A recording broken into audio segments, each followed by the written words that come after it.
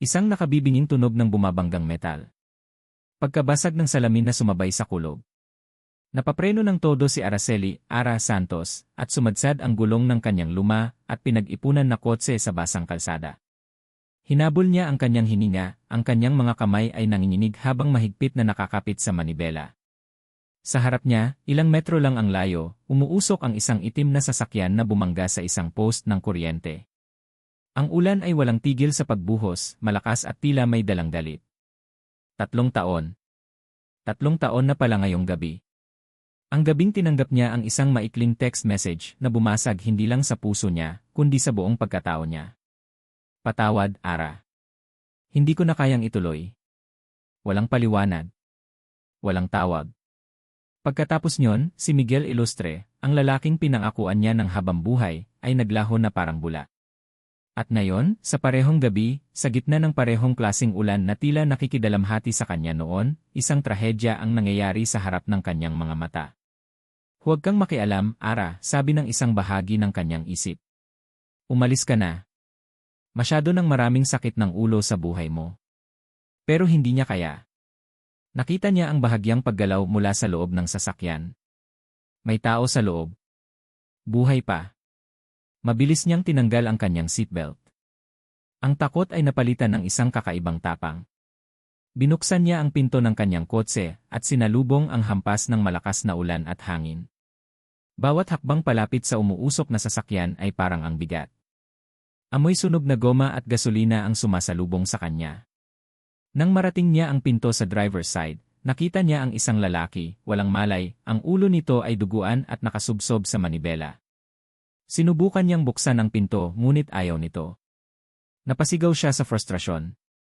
Lumingon siya sa paligid. Walang ibang sasakyan. Walang ibang tao. Siya lang. Sa huling pagkakataon, buong lakas niyang hinila ang handle ng pinto. Bumigay ito sa isang kalansing. Maingat niyang inalis ang seatbelt ng lalaki at dahan-dahang hinila ito palabas. Mabigat ito pero hindi niya ininda. Adrenaline. Iyon siguro ang tawag dito. Nang mailayo niya ang lalaki ng ilang metro mula sa sasakyan, nagsimula itong umapoy. Napaupo si Ara sa basang semento, yakap ang estranghero, habang pinapanood ang apoy na unti-unting nilalamon ang sasakyan. Nanginginig siya, hindi lang dahil sa lamig, kundi dahil sa takot sa kung ano ang maaaring nangyari.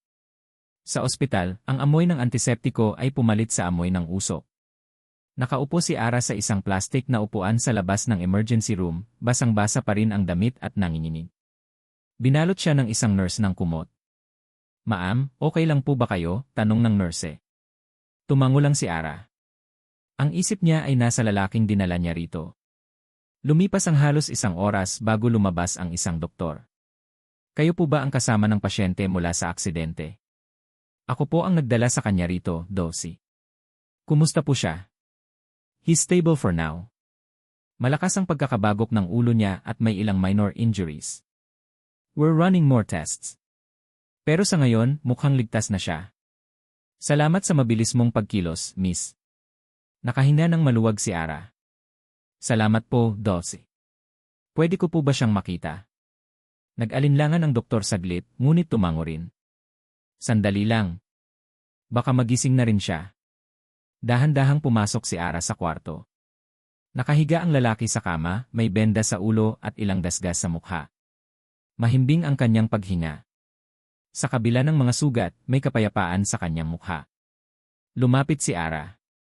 Tinitigan niya ang bawat detalye ng mukha nito. Ang hugis ng kanyang panga. Ang kapal ng kanyang mga kilay. Ang maliit na nunal sa gilid ng kanang kilay nito. Biglang nanlamig ang buong katawan ni Ara. Ang paghina niya ay tila huminto sa kanyang lalamunan. Hindi pwede. Impossible ito. Iyon ang mga kilay ni Miguel. Iyon ang nunal ni Miguel. Dahan-dahang iminulat ng lalaki ang kanyang mga mata. Mga matang pagod at nalilito. Ngunit iyon ang mga matang matagal na niyang kilala. Ang mga matang minahal niya ng sobra. Ang mga matang umiwan sa kanya.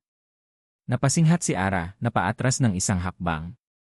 Nabitawan niya ang kanyang bag na bumagsak sa sahig na may kasamang kalabog. Tumingin sa kanya ang lalaki, isang blangkong ekspresyon sa kanyang mukha. Miguel, halos pabulong na tanong ni Ara, ang boses niya ay basag at puno ng hindi makapaniwalang sakit. Kumunot ang noo ng lalaki. Sino? Kasabay noon, pumasok ang doktor. Miss, mukhang gising na siya. Iyan ang isa pang bagay na kailangan niyong malaman.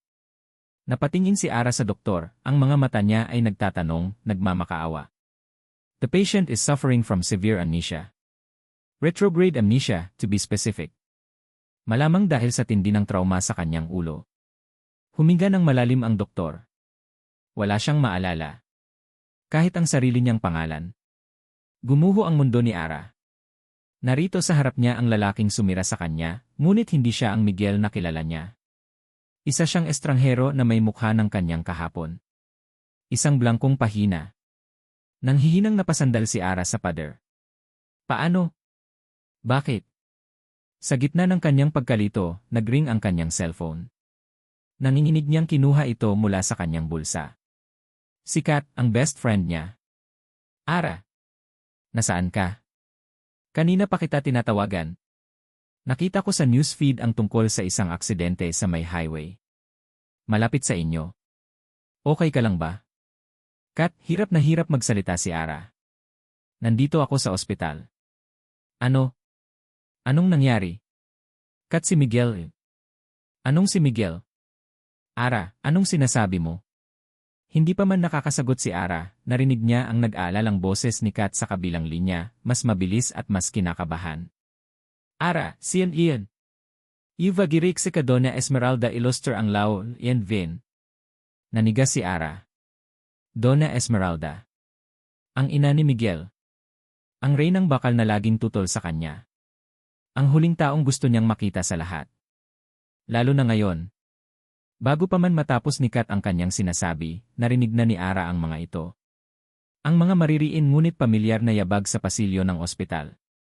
Ang bawat tapak ng mamahaling sapatos sa tiles ay parang martilyo na pumupukpok sa kanyang sentido. Isang tunog na nagbabalik ng lahat ng alaala ng pagtanggi, ng pagmamaliit, ng pakiramdam na hindi siya karapat-dapat. Kat, ibababa ko na, nagmamadaling sabi ni Ara, ang boses niya ay halos pabulong. Pinatay niya ang tawag bago pa man makasagot ang kaibigan. Siya ang huling taong gusto niyang makita. Lalo na ngayon. Lalo na dito. Huminga siya ng malalim, pinilit na pakalmahin ang nagwawalang puso sa kanyang dibdib. Pumasok siya muli sa kwarto, at isinara ng bahagya ang pinto, sapat lang para makita niya ang pasilyo. Ang una niyang naisip ay protektahan ang lalaking nasa loob. Protektahan si Leo mula sa babaeng ito. At doon, sa dulo ng pasilyo, lumitaw siya. Si Donna Esmeralda Iluster. Nakasuot ng isang itim na eleganteng bestida, ang kanyang buhok ay perpektong nakaayos, ang kanyang mukha ay walang emosyon, maliban sa mga matang matatalim na parang kutsilyo. Naglalakad siyang tila pag-aari niya ang buong ospital. Nanlamig ang mga kamay ni Ara at nagsimulang manuyo ang kanyang lalamunan. 3 taon, pero ang takot na nararamdaman niya sa presensya ng babaeng ito ay hindi nagbago. Huminto si Donna Esmeralda sa tapat mismo ng kwarto. Hindi siya tumingin kay Ara. Ang mga mata niya ay nakatuon sa siwang ng pinto, sa lalaking nakahiga sa kama. Nasaan ang doktor? Malamig na tanong ng matanda, ang boses ay puno ng otoridad. Kakaalis lang po, nauutal na sagot ni Ara. Doon lang siya nilingon ni Donna Esmeralda. Sinuri siya nito mula ulo hanggang paa, at sa mga mata nito, nakita ni Ara ang parehong pagkasuklam na nakita niya 3 taon na ang nakalipas. At ano ang ginagawa mo rito, Araceli? Ako po ang nagdala sa kanya rito. Naaksidente po siya. Isang sarkastikong ngiti ang gumuhit sa mga labi ni Donna Esmeralda. Isang bayani kung ganoon. Lagi kang may sorpresa, hindi ba? Lumabas si Ara sa kwarto at hinarap ang matanda. Siya po si Miguel, hindi ba? Lakas loob niyang tanong, kahit na nanginginig ang kanyang boses. Tumawa ng mahina si Donna Esmeralda, isang tawang walang kagalakan. Nagkakamali ka, Hija. Namatay na ang anak ko. Matagal na siyang wala. Pero ang mukha niya, ang mga mata niya imposible pong ni. Maraming magkakamukha sa mundo, Araceli, putol nito sa kanya. At isa kang desperadang babae na nakakakita ng multo sa kung saan-saan. Ang bawat salita ay parang sampal. Ang sakit ay kumalat sa dibdib ni Ara, ngunit kasabay nito, isang kakaibang bagay ang nagsimulang umusbong. Isang galit. Isang galit na matagal na niyang kinimkim. Kung hindi niyo po siya anak, bakit kayo nandito? Giit ni Ara. Hindi sumagot ang matanda.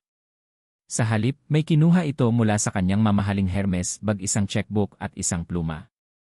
Mabilis siyang nagsulat at walang seremonyang pinilas ang isang tseke. Inilahad niya ito kay Ara. Ano po ito? Umalis ka na. Kalimutan mo na ang gabing ito. Kalimutan mo na ang lalaking yan. Ito, sabi ni Donna Esmeralda, iwinawasiwas ang tseke sa harap ni Ara. Ito ang presyo ng iyong katahimikan. Tinitigan ni Ara ang tseke. Isang napakalaking halaga. Sapat na para bumili ng bagong bahay, bagong kotse, bagong buhay. Hindi ka nababagay sa pamilya namin noon, at lalong hindi ngayon, dagdag pa ng matanda, ang boses ay puno ng lason. Isa ka lang hamak na florista. Kunin mo na ito at bumalik ka sa iyong mga bulaklak. Iyon na iyon. Ang huling salita. Ang insultong bumasag sa kung anumang natitirang takot sa puso ni Ara. Isang kakaibang kalamigan ang gumapang sa kanyang mga ugat. Dahan-dahan niyang kinuha ang tseke mula sa mga daliri ni Donna Esmeralda. Ang mga mata ng matanda ay nagpakita ng isang saglit na tagumpay. Ngunit hindi ito itinago ni Ara. Sa harap mismo ni Donna Esmeralda, dahan-dahan niyang pinunit ang tseke sa gitna. Tapos pinunit niya ulit. At ulit. Hanggang sa maging maliliit na piraso na lang ito. Ibinagsak niya ang mga piraso ng papel sa sahig. Hindi mabibili ng pera ninyo ang katotohanan, sabi ni Ara, ang boses niya ngayon ay matatag at walang bahid ng panginginig. Aalamin ko kung sino talaga siya. At aalamin ko kung ano ang itinatago ninyo. Ang mukha ni Donna Esmeralda ay nag-iba. Ang pagiging kampante ay napalitan ng isang madilim na galit. Humakbang ito palapit, ang mukha ay ilang pulgada na lang mula kay Ara. Huwag kang maghukay ng mga libing na tahimik na, pabulong na sabi nito, bawat salita ay may bigat ng isang babala. Baka hindi mo magustuhan ang matuklasan mo. Pagkasabi niyon, tumalikod si Donna Esmeralda at naglakad palayo, ang mga yabag ay muling umalingaw-ngaw sa pasilyo, nag-iwan ng isang nakakakilabot na katahimikan. Naiwang nanginginig si Ara, hindi na sa takot, kundi sa pinaghalong galit at determinasyon. Napatingin siya sa mga piraso ng tseke sa sahig, pagkatapos ay sa pinto ng kwarto. Pagpasok niya, nakita niyang nakaupo na sa kama ang lalaki. Nakatingin ito sa kanya, ang mga mata ay puno ng pagkalito. Malinaw na may narinig ito mula sa kanilang pag-uusap. Lumapit si Ara. Bago pa siya makapagsalita, inunahan na siya nito. Sino-sino ang babaeng iyon? Tanong niya, ang boses ay mahina. At bakit ang pangalang Miguel parang pamilyar sa akin? Hindi sinagot ni Araceli ang tanong ko. Sa halip, isang lungkot ang dumaan sa kanyang mga mata, isang lungkot na malalim at pamilyar, kahit na hindi ko dapat ito makilala. Umiling lang siya ng marahan na parang sinasabing, huwag muna ngayon. At naintindihan ko. O pinilit kong intindihin. Pagkatapos noon, ang mga sumunod na araw sa ospital ay lumipas na parang panaginip. Ang tanging totoo, ang tanging malinaw ay si Ara. Siya ang nag-asikaso ng mga papeles ko. Siya ang kausap ng mga doktor. Siya ang nagdadala ng pagkain na hindi lasang karton. Kapag wala siya, pakiramdam ko ay isang blankong pader lang ang kaharap ko. Kapag nandyan siya, ang kwarto ay nagkakaroon ng kulay. Nang sabihin ng doktor na pwede na akong lumabas, isang takot ang biglang kumapit sa akin. Saan ako pupunta? Sino ang babalikan ko? Wala akong kahit isang alaala. Ang pangalang Leandro de Villa na nakasulat sa isang papel mula sa ospital ay parang pangalan ng ibang tao. Huwag kang mag-alala, sabi ni Ara, nababasa ang takot sa mukha ko. May nahanap akong maliit na boarding house malapit sa amin. Pwede kang tumuloy doon pansamantala hanggang sa maalala mo ang lahat.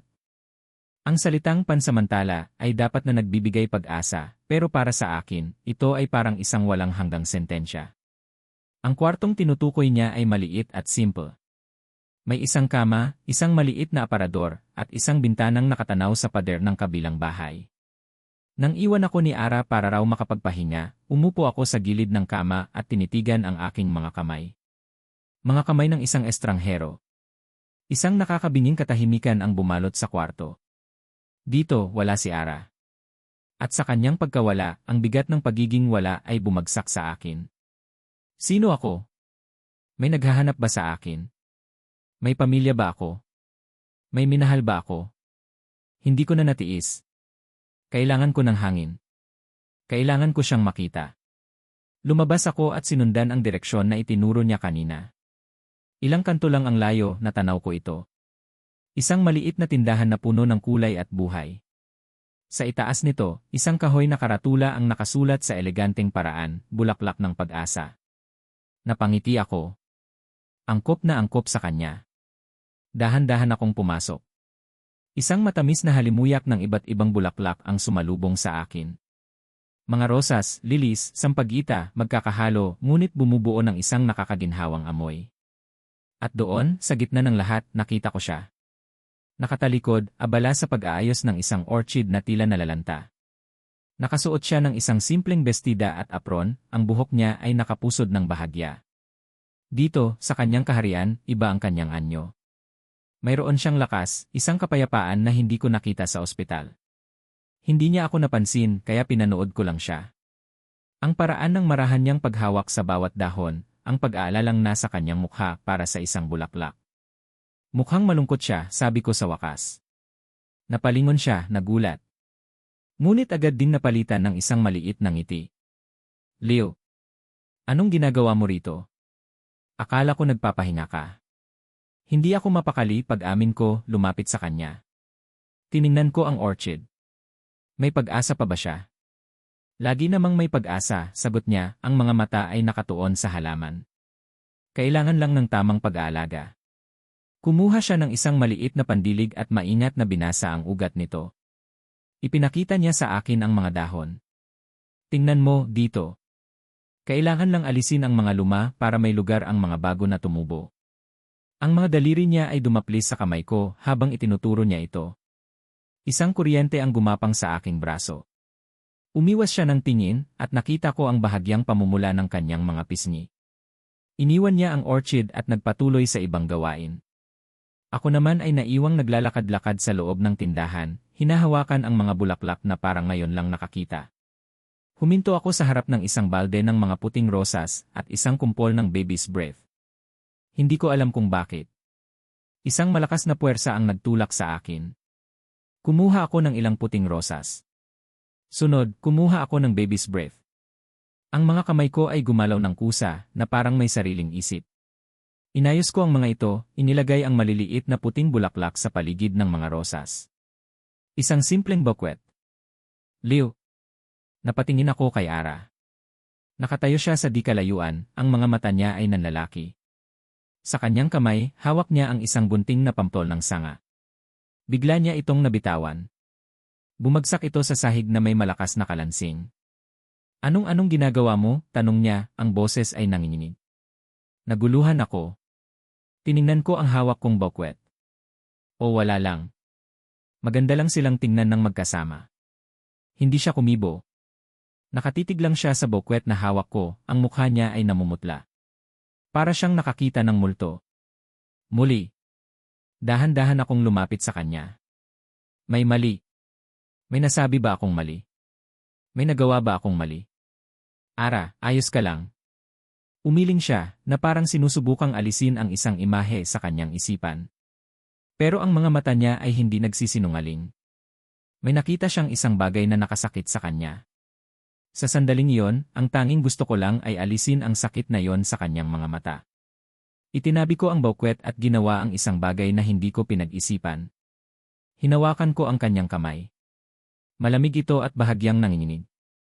Hinarap ko siya, tinitigan siya ng diretsyo sa mga mata, umaasang maipaparating ko ang lahat ng hindi ko masabi.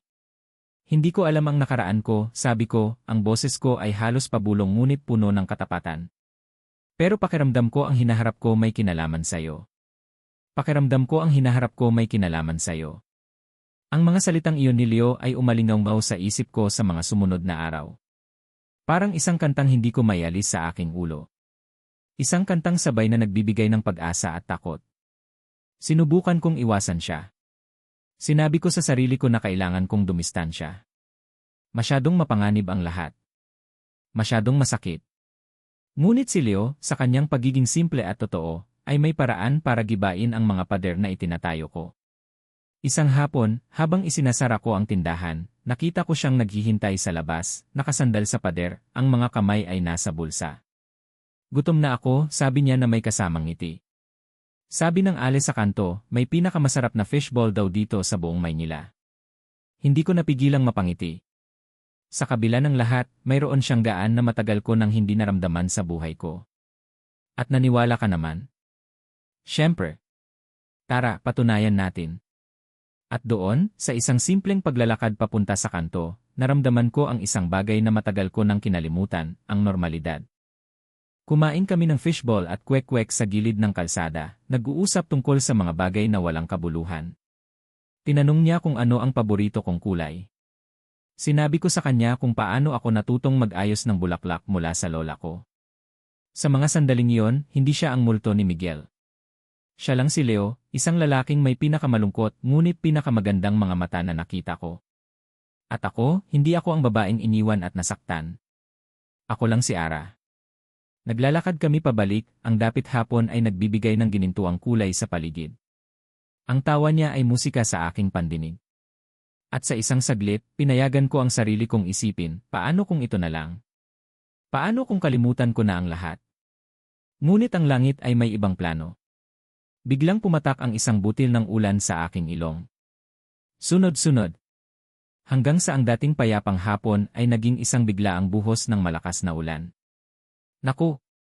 Tara, silong tayo, sigaw ko, akmang tatakbo papunta sa waiting shed.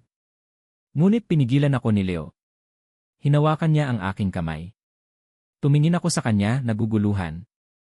Nakangiti siya, isang ngiting puno ng kalokohan, ang mukha niya ay nababasa na ng ulan. Bakit? Tanong ko. Hindi siya sumagot. Sa halip, hinila niya ako papalayo sa silungan, papunta mismo sa gitna ng kalsadang walang katao-tao, sa ilalim ng rumaragasang ulan. Leo, ano ba? Mababasa tayo, natatawa kong sabi, sinusubukang kumawala sa kanyang hawak. Ano naman, sabi niya, ang boses ay masigla. Inilagay niya ang isang kamay sa aking baywang at ang isa ay hinawakan ang aking kamay. Wala namang nakakakita. At nagsimula siyang igalaw kami. Isang mabagal na sayaw sa gitna ng ulan.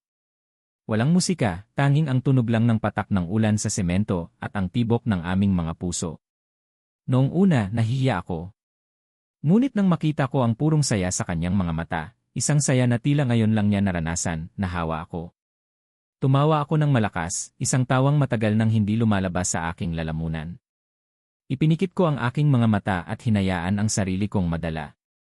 Ang ulan ay hindi na malamig, ito ay naghuhugas ng lahat ng aking lungkot. 3 taon. Sa loob ng 3 taon, ang ulan ay palaging simbolo ng gabing iyon, ang gabing nawala si Miguel. Ngunit ngayon, kasama si Leo, ang ulan ay naging simbolo ng kalayaan. Huminto kami sa pagsayaw. Nakatayo lang kami sa gitna ng ulan, magkaharap, ang aming mga paghinga ay naghahabol. Ang kanyang mga kamay ay nasa baywang ko pa rin. Ang mga kamay ko ay nakapatong sa kanyang mga balikat. Ang mga mata niya ay tila mas naging malalim dahil sa ulan. Tinitigan niya ako, at sa kanyang mga mata, wala akong ibang nakita kundi ako. Dahan-dahan, ibinaba niya ang kanyang tingin sa aking mga labi. Ito na. Ang sandaling pareho naming kinatatakutan at inaasam. Ang mundo ay tila huminto. Dahan-dahan niyang inilapit ang kanyang mukha sa akin. 1 pulgada na lang ang pagitan. Napapikit ako, naghihintay. Ngunit nang imulat ko ang aking mga mata, hindi na si Leo ang nakita ko. Sa isang kisap mata, ang mukha sa harap ko ay naging mukha ni Miguel. Ang ngiti ni Miguel. Ang mga mata ni Miguel na nangako ng panghabang buhay. Isang matinding kirot ang sumaksak sa puso ko. Konsensya. Pagkakasala. Ano itong ginagawa ko? Nagpapadala ako sa isang ilusyon. Minamahal ko ang multo ng lalaking sumira sa akin. Sa isang biglaang paggalaw, buong lakas ko siyang itinulak palayo. Ang gulat at pagkalito sa kanyang mukha ay parang isa pang sundang sa aking dibdib. Ara. Hindi ako sumagot. Tumalikod ako at tumakbo. Tumakbo ako palayo sa kanya, palayo sa ulan, palayo sa mga alaala at sa mga nararamdaman kong hindi ko maintindihan. Narinig ko siyang tinatawag ang pangalan ko, ngunit hindi ako lumingon. Nang gabing iyon, nakahiga ako sa aking kama, yakap ang aking mga tuhod, habang ang tunog pa rin ng ulan ay naririnig sa labas. Nag-away ang isip at puso ko. Ang saya at ang sakit. Binuksan ko ang aking laptop, sinusubukang ilibang ang sarili. Nag-check ako ng email. Karamihan ay spam. Ngunit may isang email na nakaagaw ng aking pansin. Galing sa isang hindi kilalang address.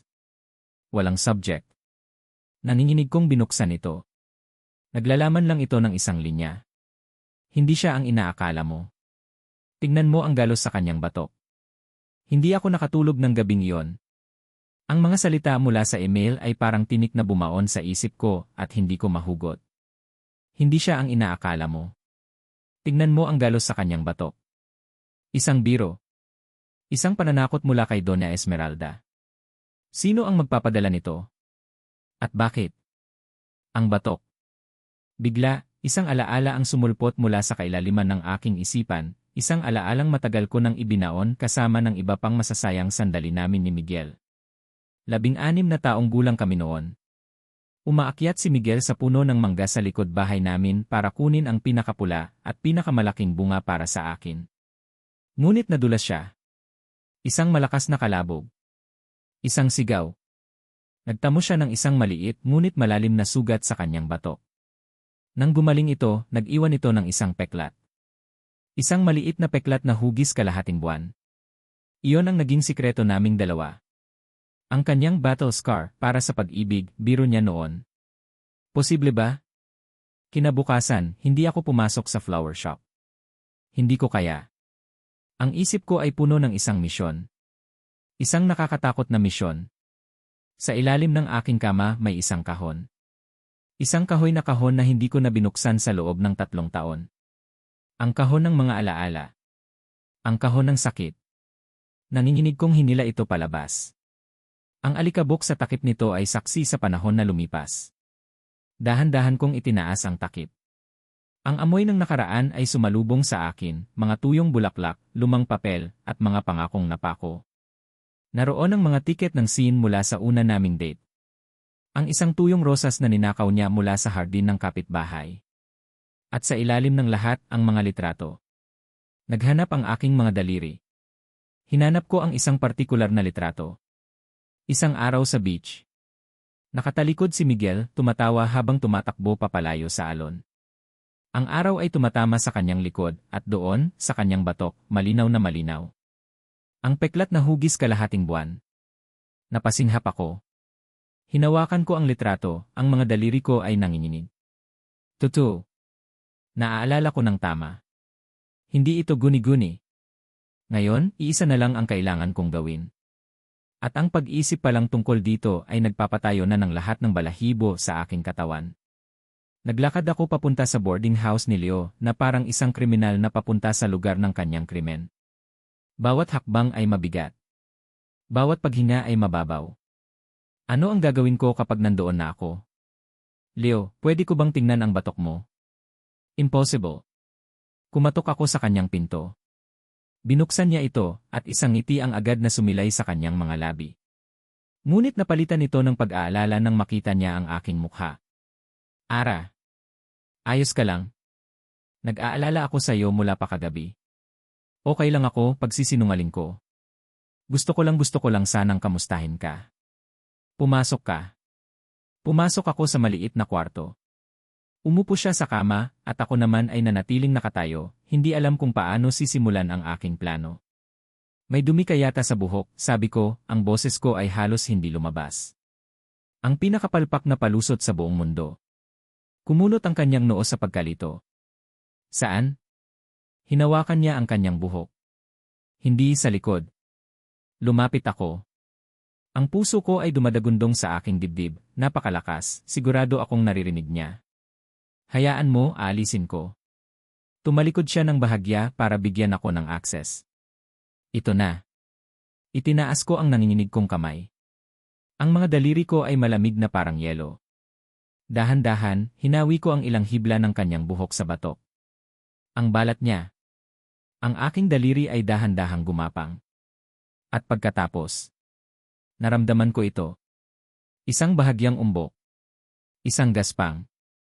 Isang pamilyar na hugis na kinabisado ng aking mga daliri sa loob ng maraming taon. Ang selyo ng kahapon. Ang peklat na hugis kalahating buwan. Sa isang iglap, ang hangin ay nawala sa aking mga baga. Gumuho ang lahat ng pader na pilit kong itinayo. Ang pag-aalinlangan. Ang pag-asa na sana ay nagkakamali ako. Lahat ay naglaho. Ang lalaking ito. Si Leo. Ang lalaking sinagip ko, ang lalaking nakasayaw ko sa ulan, ang lalaking nagsabing ang hinaharap niya ay may kinalaman sa akin. Ay si Miguel Iloster. Ang lalaking dumurog sa puso ko. Napaatras ako, ang kamay ko ay biglang bumalik sa akin na parang napaso. Isang mahinang tunog ang kumawala sa aking lalamunan. Naramdaman niya ang bigla kong paglayo. Mabilis siyang lumingon, ang mukha ay puno ng pag-aalala. Nahuli niya ang aking pulso, at ang paghawak niya ay nagpadala ng isa na namang kilabot sa aking buong katawan. Ara, ano ng problema? Tanong niya, ang kanyang mga mata ay naghahanap ng sagot sa akin. Ang lamig ng kamay mo. Hindi ako makasagot. Ang dila ko ay parang nakatali. Nakatitig lang ako sa kanya, sa mukha ni Miguel, sa mukha ng isang kasinungalingan. At sa sandaling iyon, bumukas ang pinto. Walang katok. Walang babala.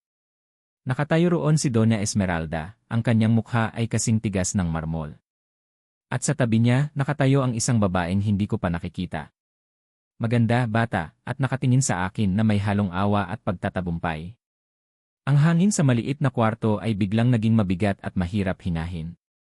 Ang hawak ni Leo sa aking pulso ay nandyan pa rin, ngunit ang atensyon naming dalawa ay natuon sa dalawang babaeng nakatayo sa may pinto. Si Doña Esmeralda, may ngiti ng isang general na nanalo na sa giyera bago pa man ito magsimula. At ang babaeng katabi niya, maganda at mukhang inosente, na nakatingin kay Leo na may luha sa kanyang mga mata. Anak, sabi ni Doña Esmeralda, ang boses niya ay malambing ngunit may nakatagong yelo. Binaliwala niya ako na parang hindi ako umiiral. Nandito na kami. Binitawan ni Leo ang kamay ko. Isang maliit na kilos, ngunit para sa akin, iyon ay parang isang malaking pagtalikod. Sino-sino po kayo? Tanong ni Leo, ang pagkalito ay malinaw sa kanyang boses habang nakatingin sa magandang babae. Lumapit ang babae. Bawat hakbang niya ay puno ng pag-aalinlangan at hinagpis. Miguel, ako to si Sofia. Ang kanyang boses ay basag. Hindi mo na ba ako naalala? Miguel. Ginamit niya ang pangalang iyon. At ang paraan ng pagkasabi niya, puno ng pagmamahal at sakit, ay parang isang matulis na bagay na tumusok sa aking tainga. Yumiling si Leo. Patawad, miss. Wala akong Hayaan mo, anak, sabat ni Doña Esmeralda. Inilabas niya ang kanyang cellphone at may ipinakita kay Leo. Isang litrato. Hindi ko ito makita ng malinaw mula sa kinatatayuan ko, ngunit nakita ko ang reaksyon ni Leo. Ang bahagya niyang panlalaki ng mata. Sunod, inilabas ni Doña Esmeralda ang isang maliit na sobre mula sa kanyang bag cream-colored na papel. Pamilyar. Iyon ang klase ng papel na ginagamit ni Miguel sa pagsulat ng mga liham. Bago ka nawala, sabi ng matanda, idinidiin ang salitang nawala, iniwan mo ito para sa kanya. Mga plano ninyo. Isang bagong buhay. Binuksan ni Doña Esmeralda ang isang liham at nagsimulang magbasa. Ang kanyang boses ay malinaw at walang emosyon, na lalong nagpatingkad sa kalupitan ng mga salita. Mahal kong Sofia, malapit na. Ilang araw na lang at makakatakas na tayo sa lahat ng ito. Isang bagong buhay, tayong dalawa lang, malayo sa mga responsibilidad na nakakadena sa akin dito. Patawarin mo ako kung kailangan kong gawin ito sa paraang masasaktan ang iba. Huminto siya sa pagbabasa. Tumingin siya sa akin. Isang tingin ng purong tagumpay. Hindi. Hindi. Hindi totoo yan. Ang isip ko ay sumisigaw, ngunit walang boses na lumalabas sa aking bibig. Ang kwarto ay nagsimulang umikot. Ang mga tunog ay naging malayo. Ang tanging naririnig ko ay ang malakas na dagundong ng sarili kong puso na dinudurog. Isang kasinungalingan. Lahat. Ang pagligtas ko sa kanya. Ang mga araw sa ospital. Ang mga ngiti niya. Ang bakwet ng puting rosas. Ang sayaw sa ulan. Lahat ay isang malaking laro lang pala. At ako, ang tanga, ang hangal na babae, naniwala na naman. Ang peklat. Nandoon ang peklat. Dahil siya nga si Miguel. Ngunit hindi siya ang Miguel na inakala ko. Hindi siya ang Miguel na biktima. Siya ang Miguel na nanakit. Ang Miguel na nagplano ng lahat. Ang Miguel na may ibang mahal. Ara. Ang boses ni Leo ni Miguel ang pumunit sa aking pagkatulala. Nakatingin siya sa akin, ang mukha ay puno ng pagkalito, naghahanap ng sagot, naghahanap ng tulong. At sa sandaling iyon, ang lahat ng sakit, lahat ng pagtataksil sa loob ng 3 taon, at lahat ng bagong sakit na nararamdaman ko ngayon, ay sumabog. Hinablot ko ang aking kamay palayo sa kanya. Huwag mo akong hawakan, sigaw ko, ang boses ko ay basag at puno ng galit na hindi ko alam na kaya kong ilabas. Napaatras siya, gulat sa bigla kong pagsabog. Huwag mo akong tawaging Ara, patuloy kong sigaw, ang mga luha ay nagsisimula ng bumuhos sa aking mga mata, mainit at puno ng pait. Hindi kita kilala. Isa kang estranghero. Isang manloloko. Ara, hindi ko maintindihan. Wala kang kailangang intindihin, sabi ko, ang bawat salita ay parang lason na lumalabas sa aking bibig. Tama pala si Donna Esmeralda. Isa kang ang multo. Isang masamang panaginip. Sana hindi na lang kita niligtas sa aksidenteng iyon. Sana hinayaan na lang kitang mamatay. Ang huling mga salita ay tumama sa kanya na parang isang malakas na sampal. Nakita ko ang sakit sa kanyang mga mata, isang sakit na mas malalim pa sa anumang pisikal na sugat. At sa isang saglit, nasiyahan ako. Gusto kong masaktan siya. Gusto kong maramdaman niya kahit katiting lang ng sakit na nararamdaman ko. Iyon ang pagkakataong hinintay ni Donna Esmeralda. Mabilis niyang hinawakan ang braso ni Leo. Halika na, anak. Huwag mo nang pakinggan ang babaeng ito. Nalilito ka lang. Hinila niya si Leo papalayo sa akin. Si Leo ay hindi lumaban. Sumunod lang siya na parang isang tupa, ngunit ang kanyang mga mata ay hindi umalis sa akin, puno ng sakit at hindi maipaliwanag na tanong. Bago sila tuluyang lumabas, huminto si Donna Esmeralda sa may pinto at lumingon sa akin sa huling pagkakataon. Walang galit sa kanyang mukha. Isang malamig na awa lang. Tapos na ang laro, Araceli, sabi niya. Tanggapin mo na. At isinara niya ang pinto. Sa paglaho nila, nawala rin ang lahat ng lakas sa aking katawan. Napaluhod ako sa sahig, ang mga binti ko ay hindi na ako kayang suportahan. Ang isang malakas na hikbi ay kumawala mula sa aking dibdib, isang tunog ng isang pusong tuluyan ng nawasak. Iniwan na naman niya ako. Sa pangalawang pagkakataon. At sa pagkakataong ito, mas masakit. Nanghihinang gumapang ako pasandal sa pader, yakap ang aking sarili, habang ang aking mga luha ay walang tigil sa pag-agos. Wala na. Lahat ay nawala.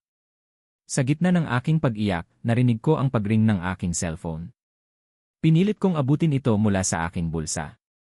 Isang hindi rehistradong numero. Sinagot ko ito, walang lakas na magsalita.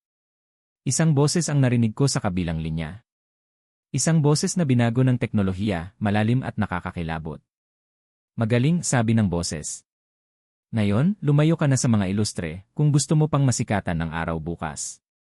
Ang mansyon ng mga ilustre ay malamig. Hindi ito ang lamig na dala ng aircon na bumubuga mula sa mga nakatagong siwang sa kisam. Ito ay isang lamig na kumakapit sa mga pader na gawa sa marmol, sa mga antigong kasangkapan na nababalutan ng katahimikan, at sa hangin na amoy lumang kahoy at floor wax, hindi bulaklak. Ilang araw na akong narito, ngunit pakiramdam ko ay isa akong bilanggo sa isang magandang hawla. Ang bawat kilos ko ay binabantayan. Ang bawat tanong ko ay sinasagot ng mga ngiting pilit at mga paksang inililihis. Sabi ni Mama, sabi ni Donna Esmeralda, ito raw ang buhay ko. Na si Sofia, ang babaeng maganda ngunit laging mailap ang tingin, ay ang aking kasintahan. Na ang pagkawala ko ay isang aksidente habang kami ay naghahandang magtanan. Pero may mali. Isang malaking mali. Gabi-gabi, sa pagpikit ng aking mga mata, hindi ang mukha ni Sofia ang nakikita ko. Ang mukha ni Ara. Ang mga mata niyang puno ng sakit. Ang kanyang boses na basag nang isigaw niya ang mga salitang hanggang ngayon ay parang lason na gumagapang sa aking sistema. Sana hinayaan na lang kitang mamatay. Hindi iyon ang mga salita ng isang babaeng nabaliw sa pag-ibig. Iyon ay mga salita ng isang taong sukdulan ang pagkakasugat. At ako ang may gawa noon. Pero bakit? Anak, kumain ka na, sabi ni Mama, inilalapag ang isang tasa ng tsaa sa mesang nasa tabi ko. Si Sofia ay darating mamaya. Mag-uusap kayo. Tumingin ako sa kanya. Ma, sino si Ricardo Valderrama? Ang pangalan ay bigla na lang lumabas sa bibig ko. Hindi ko alam kung saan ito nanggaling. Isang pira-pirasong imahe, isang anino sa aking isipan. Nakita ko ang bahagyang panginginig ng kanyang kamay na may hawak sa platito. Saglit lang iyon, ngunit sapat na para makita ko. Takot. Isang kakumpetensya sa negosyo. Huwag mo na siyang isipin, mabilis niyang sagot. Ang mahalaga ay ang iyong paggaling. At si Sofia. Hindi ako naniwala. Mula ng araw na yon sa boarding house, kung kailan niya ako hinilapalayo kay Ara, ang bawat salita niya ay parang isang kasinungalingang pinipilit niyang maging totoo. Nang gabing iyon, hindi ako makatulog. Bumangon ako at nagsimulang maglakad-lakad sa malawak na mansyon. Ang bawat larawan sa dingding, ang bawat pasilyo, ay dapat pamilyar sa akin. Ngunit lahat ay dayuhan. Isa akong multo sa sarili kong bahay. Huminto ako sa dulo ng isang pasilyo sa ikalawang palapag. May isang pinto doon na laging nakakandado. Gawa ito sa madilim na kahoy na nara. Nang subukan kong pihitin ang seradura, ayaw bumukas. Anong ginagawa mo dyan, Hijo? Napalingon ako. Si Mama, nakatayo sa likuran ko, nakasuot ng isang sutlang roba. Ano po ang nasa loob ng kwartong ito, tanong ko. Bodega lang iyan. Mga lumang gamit, sagot niya, hinahawakan ako sa braso. Halika na, bumalik ka na sa iyong kwarto. Ngunit sa pagkakataong ito, hindi ako nagpahila. May kung anong puwersa sa loob ko ang nagsasabing huwag akong maniwala. Kinabukasan, hinintay kong umalis si Mama para sa kanyang lingguhang meeting. Nagpunta ako sa tool shed sa hardin at kumuha ng isang maliit na screwdriver. Bumalik ako sa harap ng nakakandadong pinto. Huminga ako ng malalim at sinimulan kong kalikutin ang luma at kinakalawang na seradura. Ilang minuto nang nakakabinging katahimikan at mga maliliit na kalansing, at sa wakas, isang malakas na click. Bumukas ito. Dahan-dahan kong itinulak ang pinto. Isang amoy ng alikabok at nakatinggang hangin ang sumalubong sa akin. Hindi ito bodega. Isa itong opisina. Isang malaking lamesa na gawa sa mahogany ang nasa gitna. May mga libro sa mga estante. At sa pader, isang malaking whiteboard na may mga sulat na kalahati ay nabura na. Isang buhay na nagyelo sa panahon. Lumapit ako sa mesa.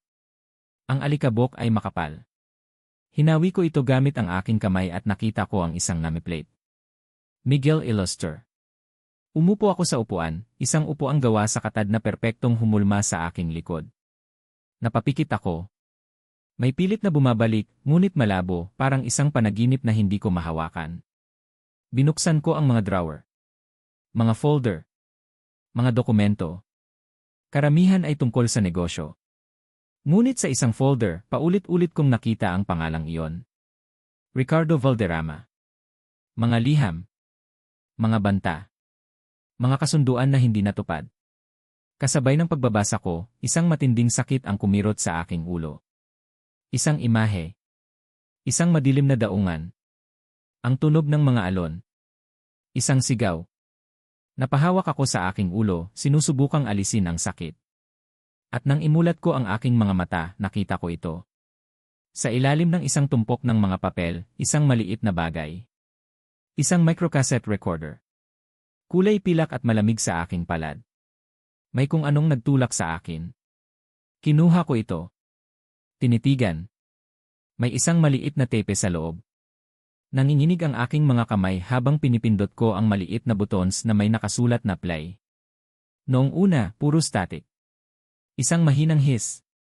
At pagkatapos isang boses. Isang boses na pamilyar, ngunit mas matatag, mas desperado. Ang boses ko. At ang sinabi nito ay nagpatigil sa pag-inog ng aking mundo. Valderrama, alam kong ikaw yan. Hayaan mo na si Ara.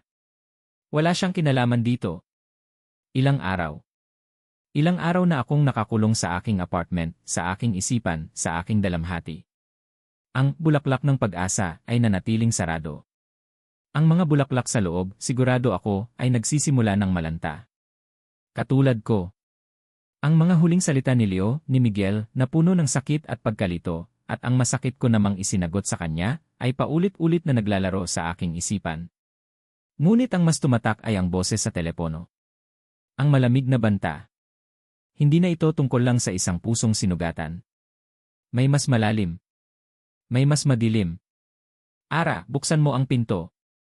Narinig ko ang boses ni Kat mula sa labas, kasabay ng malalakas na katok. Alam kong nandyan ka. Kung hindi mo bubuksan to, sisirain ko to. Wala sa sarili akong tumayo at binuksan ang pinto. Ang mukha ni Kat ay puno ng pag-aalala. Pumasok siya at tiningnan ang kalat sa aking apartment. Tiningnan niya ako. Anong nangyari sa'yo? Malumanay niyang tanong. Para kang sinalanta ng bagyo. At doon, ibinuhos ko ang lahat. Ang peklat. Ang pagdating ni Donna Esmeralda kasama ang babaeng si Sofia. Ang mga liham. Ang mga masasakit na salitang binitawan ko. At ang tawag. Ang banta. Kailangan mo nang lumayo dyan, Ara, sabi ni Kat, ang boses niya ay seryoso. Mapanganib na to, hindi ito simpleng love story na may kontrabidang nanay. May iba pa. Pulis na ang kailangan dito. At ano nang sasabihin ko sa pulis, Kat, mapait kong sagot. Nasinaktan ako ng ex ko. Na may tumawag sa akin na may nakakatakot na boses. Pagtatawanan lang nila ako. Tumayo ako at nagsimulang maglakad-lakad. Tama si Kat, mapanganib ito. Ngunit iyon mismo ang dahilan kung bakit hindi ako pwedeng manahimik na lang. Hindi ako pwedeng maging biktima habang buhay. Sapat na. Sobra na. May kailangan akong gawin, sabi ko, ang isang bagong determinasyon ay nagsimulang dumaloy sa aking mga ugat. May naaalala ako. Isang pangalan. Benji Cruz. Isang matandang reporter na sumulat noon ng isang article na pasimpleng tumutulig sa mga di umanong maruruming transaksyon ng Illustre Corporation. Mabilis itong iwinaksi ng pamilya, ngunit ang pangalan ay tumatak sa isip ko. Siya lang ang tanging tao sa labas ng mundong ito na maaaring may alam. Ara, huwag kang gagawa ng kahit anong kabaliwan, babala ni Kat, nababasa ang nasa isip ko. Mas mababaliw ako kung upo lang ako rito at maghihintay, sabi ko. Kinuha ko ang aking bag at susi. Huwag kang mag-alala. Mag-iingat ako. Lumabas ako ng apartment, iniwan si Kat na puno ng pag-aalala. Ngunit sa pagkakataong ito, hindi takot ang nararamdaman ko. Isang kakaibang tapang. Isang tapang na isinilang mula sa pagiging wasak. Naglakad ako papunta sa sakayan ng jeep. Ang opisina ng lumang dyaryo kung saan nagtatrabaho si Benji Cruz ay nasa kabilang distrito. Nagpasya akong huwag dalhin ang kotse. Mas gusto kong maging anonymous. Habang naglalakad ako sa isang medyo tahimik na kalye, isang puting van ang biglang huminto sa tabi ko. Bago pa man ako makapag-react, bumukas ang pinto nito. Dalawang lalaking nakamaskara ang mabilis na bumaba. Isang kamay ang tumakip sa aking bibig, pinipigilan ang aking sigaw. Ang isa pang braso ay pumulupot ng mahigpit sa aking baywang at kinaladkad ako papasok sa van. Lahat ay nangyari ng napakabilis. Ang huli kong naramdaman ay ang isang matamis ngunit nakakahilong amoy mula sa isang panyong idiniin sa aking ilong. At pagkatapos kadiliman. Nagising ako sa amoy ng kalawang at mamasamasang semento. Ang aking ulo ay kumikirot. Nakaupo ako sa isang upuang kahoy sa gitna ng isang abandonadong bodega. Ang aking mga kamay ay nakatali sa likuran. Ilang metro mula sa akin, nakatayo ang isang lalaki. Hindi siya isa sa mga dumukot sa akin. Mas matanda siya, marahil nasa mga huling 50 na, ngunit tuwid ang tindig. Nakasuot siya ng isang mamahaling business suit na tila hindi nababagay sa maruming lugar na ito. Mayroon siyang manipis na buhok na kulay abo at mga matang malamig at walang anumang emosyon. Kalmado siyang nakatingin sa akin, na para bang isa lang akong problema na kailangan niyang solusyonan. Ang takot ay parang yelong gumapang sa aking likuran. Sino ka? Hirap kong tanong, ang lalamunan ko ay tuyong-tuyo. Isang bahagyang ngiti ang sumilay sa kanyang mga labi, isang ngiting hindi umabot sa kanyang mga mata. Ang pangalan ko ay hindi mahalaga, Ina Santos. Ang mahalaga ay kung bakit ka narito. Lumakad siya palapit, ang tunog ng kanyang mga sapatos na katad ay umalingaw-ngaw sa katahimikan ng bodega. Alam mo, isa kang abala. Isang maliit na bato sa isang malaking makina. Akala ko, pagkatapos ng ginawa ni Esmeralda, tatahimik ka na. Ngunit matigas pala talaga ang ulo mo. Esmeralda. Kilala niya si mama ni Miguel. Ang boses sa telepono. Ikaw ang tumawag sa akin, sabi ko, pinipilit na maging matatag. Ako nga, pag-amin niya na walang bakas ng hiya. Binigyan kita ng babala. Isang simpleng babala. Ngunit pinili mong hindi makinig. Ano nang kailangan mo sa akin? Huminto siya sa harap ko. Ikaw? Wala. Ngunit ang lalaking pilit mong binabalikan mayroon akong kailangan sa kanya. At ikaw, Ima Santos, ikaw ang magiging pain. Inilabas niya ang kanyang cellphone mula sa bulsa ng kanyang coat. Nagdial siya ng numero. Ilang sandali lang may sumagot sa kabilang linya. Itinapat niya ang telepono sa kanyang tainga, ngunit sapat na ang lakas para marinig ko ang boses mula rito. Hello? Boses ng isang babae. Si Donna Esmeralda. Esmeralda, kumusta? Sabi ng lalaki, ang boses niya ay malumanay ngunit may nakatagong panunuya. Matagal-tagal din tayong hindi nagkausap. Si Ricardo Valderrama ito. Isang matalas na paghinga ang narinig ko mula sa kabilang linya na sinundan ng isang galit na boses. Valderrama. Anong kailangan mo? Simple lang naman ang kailangan ko, sagot ni Valderrama, tinitingnan ako. May nawawala ka kasing pag-ari. O baka dapat kong sabihin, pag-ari ng anak mo. Maliit, mahilig sa bulaklak at napakatigas ng ulo. Isang sandali ng katahimikan. At pagkatapos, isang sigaw na puno ng pagkabigla at takot. Nasaan si Araceli? Anong ginawa mo sa kanya? Huwag kang mag-alala, ligtas pa siya sa ngayon, sabi ni Valderrama. Lumapit siya sa akin at itinapat ang telepono sa aking bibig. Batiin mo siya, Ima Santos. Ang takot ay gustong magpatahimik sa akin. Ngunit ang imahe ng mukha ni Leo, ni Miguel, na puno ng pagkalito ay sumulpot sa aking isipan. Hindi. Hindi ako pwedeng maging dahilan ng kanyang kapahamakan. Huwag kayong makikinig sa kanya, sigaw ko, ang boses ko ay nanginginig ngunit puno ng determinasyon. Mabilis na inilayo ni Valderrama ang telepono. Isang ngiti ang gumuhit sa kanyang mukha. Narinig mo? Masigla pa siya. Pero hindi magtatagal iyan kung hindi ka susunod sa gusto ko. Ano? Anong gusto mo? Pera. Sabihin mo, desperadong sabi ni Donna Esmeralda. Hindi pera ang kailangan ko, sagot ni Valderrama. Ang mga orihinal na dokumento, Esmeralda. Lahat ng kopya. Alam mo kung ano ang tinutukoy ko. Ang kasunduan na muntik nang magpabagsak sa pamilya mo 3 taon na ang nakalipas. Ibibigay mo yun sa akin, kapalit ng buhay niya. Narinig ko ang isang kaguluhan sa kabilang linya. Mga boses na nag-uusap ng mabilis. At pagkatapos, isang boses ng lalaki. Mas malakas.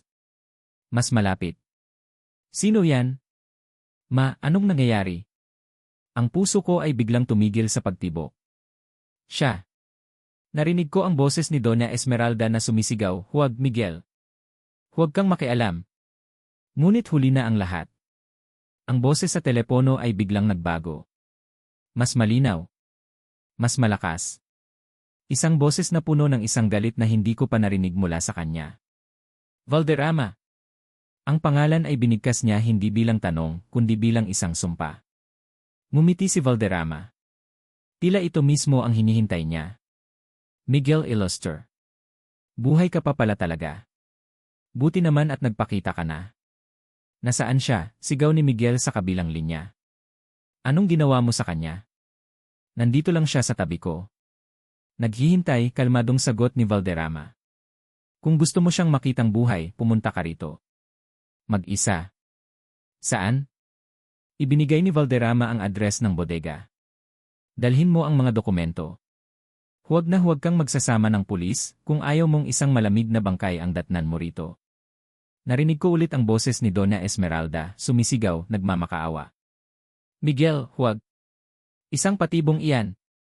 Ngunit ang boses ni Miguel ang muling nanaig, at sa pagkakataong ito, ang boses niya ay malamig na parang yelo, puno ng isang nakakakilabot na pangako. Pupunta Lai.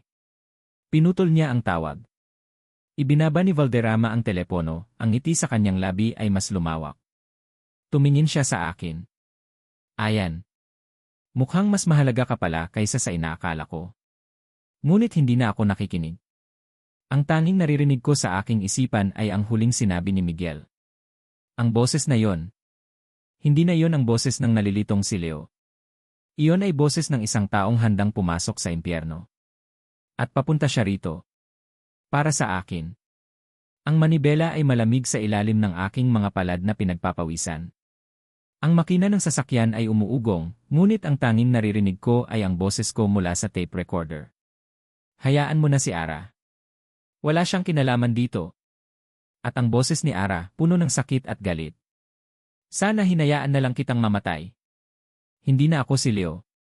Hindi ko alam kung sino ako, ngunit hindi na ako ang lalaking walang alam na nagpinta sa kanya ng bulaklak. Ako ay isang lalaking may misyon. Isang pangalan ang paulit-ulit na tumatakbo sa aking isipan, Valderrama. At isang imahe, si Ara, nakatali at takot. Mabilis kong narating ang abandonadong bodega. Walang ibang sasakyan sa paligid.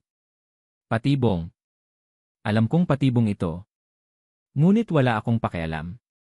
Itinigil ko ang kotse, kinuha ang isang folder na puno ng mga dokumento, mga papeles na nahanap ko sa opisina, at bumaba. Ang malaking pintong metal ng bodega ay bahagyang bukas. Itinulak ko ito. Isang mahinang kalawang na tunog ang sumira sa katahimikan. Sa loob, madilim, maliban sa isang sinag ng ilaw mula sa isang sirang bubong na tumatama sa gitna. At sa gitna, naroon siya. Si Ara. Nakaupo sa isang silya, nakatali. Ang kanyang mukha ay namumutla, may bakas ng luha, ngunit nang makita niya ako, isang takot ang dumaan sa kanyang mga mata. Isang takot, hindi para sa kanyang sarili, kundi para sa akin. At ang katotohanan iyon ay parang isang apoy na nag-init sa aking dugo. Napakagandang tanawin, hindi ba? Lumabas si Valderrama mula sa mga anino. Kasama niya ang dalawang lalaking nakamaskara, ang mga dumukot kay Ara. Dumating ka pala, sabi ni Valderrama, mumingisi. Akala ko, pagkatapos ng ginawa sa iyo ng nanay mo, tuluyan ka nang naging tuta niya. Hindi ako nagsalita. Ang mga mata ko ay nakatuon kay Ara. Ang mga dokumento, tanong ni Valderrama, inilahad ang kanyang kamay. Ibinato ko ang folder sa sahig, sa pagitan naming dalawa. Pakawalan mo siya. Tumawa si Valderrama. Hindi ganoon kadali, Miguel. Matalino ka, pero hangal ka pa rin pagdating sa babaeng yan. Miguel. Ang pangalan ay hindi nadayuhan sa aking pandinig. Yumuko ang isa sa mga tauhan ni Valderrama para kunin ang folder. Ngunit bago pa niya ito mahawakan, sinipa ko ito palayo. Pakawalan mo muna siya, ulit ko, ang boses ko ay kalmado, ngunit may bigat ng isang babala. Ang ngisi sa mukha ni Valderrama ay nawala. Nagmamalaki ka pa rin. Akala mo kung sino ka. Hindi mo ba natatandaan ang nangyari sa iyo noong huli tayong nagkita? Naglakad siya palapit kay Ara. Ang bawat hakbang niya ay parang isang dagok sa aking dibdib. Huminto siya sa likuran ni Ara. At pagkatapos, isang kilos ang nagpatigil sa pag-ikot ng aking mundo. Itinutok niya ang baril sa ulo ni Ara. Isang matinis na tunog ang umalingaw-ngaw sa aking tainga. Ang bodega. Ang mukha ni Valderrama. Nawala silang lahat. Napalitan ito ng ibang mga imahe. Mabilis. Marahas. Sumasabog sa loob ng aking isipan. Isang madilim na daungan. Amoy ng maalat na tubig at nabubulok na isda. Ang mukha ni Valderrama, mas bata, puno ng galit. Ang usapan tungkol sa mga dokumento. Ang pagtanggi ko. Isang matigas na bagay ang humampas sa aking ulo mula sa likuran. Sakit. Isang nakakasilaw na sakit. Ang huling nakita ko bago ako bumagsak, ang mga ilaw ng syudad na malayo. At isang pangalan sa isip ko, Ara. Kailangan kong protektahan si Ara. Isang puting kwarto ng ospital. Ang mukha ng aking ina, puno ng mga buwayang luha. Anak, na aksidente ka. Wala na si Ara. Iniwan ka na niya. Kasinungalingan. Si Sofia. Umiiyak. Miguel, ako to, kasinungalingan. Si Ara. Ang kanyang mukha na puno ng pag-asa sa flower shop. Ang kanyang tawa sa gitna ng ulan. Ang kanyang mga mata na puno ng pagtataksil sa boarding house. Ang sakit na idinulot ko sa kanya. Ang sakit na idinulot nilang lahat sa kanya. Lahat ay bumalik. Na parang isang malaking alon na humampas at bumasag sa pader na itinayo sa aking isipan. Ang pangalan ko. Ang buhay ko. Ang mga kasinungalingan. At ang tanging katotohanan. Ang pag-ibig ko para sa babaeng nakatali sa silya. Bumalik ako sa kasalukuyan. Ang tingin ko ay matalas. Ang pagkalito ay nawala. Ang natira ay isang purong galit. Touch her, sabi ko, ang boses ko ay hindi na boses ni Leo, kundi boses ni Miguel na puno ng yelo. And I will tear you apart. Tumawa si Valderrama. Tapang mo pa rin. Kinasa niya ang baril. Sa sandaling iyon, kumilos ako. Sinugod ko ang tauhan na pinakamalapit sa akin. Bago pa siya makagalaw, isang siko sa kanyang lalamunan ang nagpabagsak sa kanya. Kinuha ko ang baril mula sa kanyang baywang. Ang isa pang tauhan ay sumugod, may hawak na kutsilyo. Sinalubong ko siya, umilag sa kanyang saksak, at hinawakan ang kanyang braso. Isang malakas na pilipit. Narinig ko ang pagbali ng buto. Bumagsak siyang sumisigaw sa sakit. Lahat ay nangyari sa loob lang ng ilang segundo. Ngayon, kaming dalawa na lang ni Valderrama ang natitirang nakatayo. Nakatutok pa rin ang baril niya kay Ara. Nakatutok ang baril ko sa kanya. Bitawan mo siya, sigaw ko. Babarilin ko siya, ganti niya, nanginginig na ngayon. Kasabay noon, isang malakas na tunog ng sirena ang narinig mula sa labas. Palakas ng palakas. Pulis! Ang gulat sa mukha ni Valderrama ay nagbigay sa akin ng pagkakataon. Hindi ko siya binaril. Itinutok ko ang baril sa kadena sa itaas, ang kadenang kinakabitan ng nag-iisang ilaw sa bodega. Isang putok. Ang ilaw ay bumagsak. Ang bodega ay binalot ng halos kumpletong kadiliman. Narinig ko ang sigaw ni Valderrama at ang pagkalabog. Gamit ang liwanag mula sa aking memorya, mabilis kong tinakbo ang distansya papunta kay Ara. Pinutol ko ang mga lubid sa kanyang kamay gamit ang kutsilyo ng tauhan ni Valderrama.